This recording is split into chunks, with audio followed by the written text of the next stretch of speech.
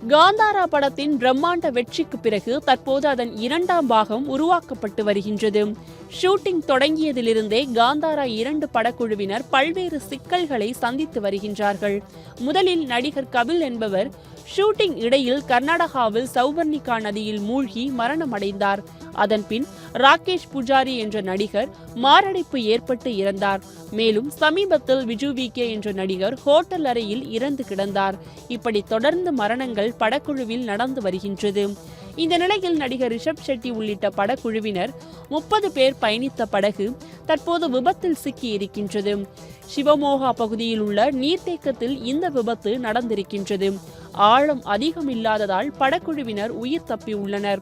இந்த நிலையில் பருவமழை காரணமாக படகின் மேல் பகுதி கவிழ்ந்தது. ஆனால் நடிகர்கள் மற்றும் குழுவினர் அந்த படகில் இல்லை. ரசிகர்களுக்கு சிறந்த சினிமா அனுபவத்தை வழங்க கடுமையாக உழைத்து வருகின்றோம் என படத்தின் நிர்வாக தயாரிப்பாளர் ஆதர்ஷ் தெரிவித்துள்ளார்.